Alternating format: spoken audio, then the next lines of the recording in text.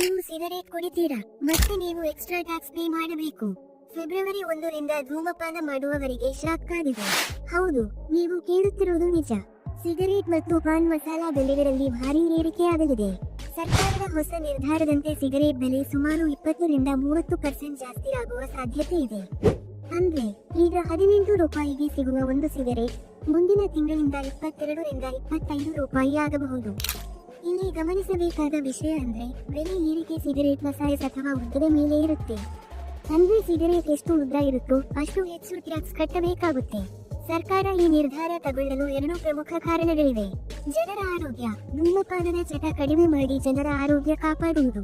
Tax simplification. ತೆರಿಗೆಯನ್ನು ಸರಳಗೊಳಿಸಿ ಸರ್ಕಾರದ ಆದಾಯ ಹೆಚ್ಚಿಸುವುದು. ಕೇವಲ ಸಿಗರೇಟ್ ಅಷ್ಟೇ ಅಲ್ಲ, ಪಾನ್ ಮಸಾಲಾ ಬೆಲೆ ಕೂಡ ಏರಲಿದೆ. ಹಾಗಾಗಿ ನಿಮ್ಮ ಜೇಬಿಗೆ ಕತ್ತರಿ ಬೀಳೋದು ಗ್ಯಾರಂಟಿ. ಈ ಮಾಹಿತಿ ನಿಮಗೆ ಇಷ್ಟವಾಗಿದ್ದರೆ ಈಗಲೇ ಶೇರ್ ಮಾಡಿ ಮತ್ತು ಇಂತಹ ಇಂಟ್ರೆಸ್ಟಿಂಗ್ ವಿಷಯಗಾಗಿ ಸಬ್ಸ್ಕ್ರೈಬ್ ಮಾಡಿ.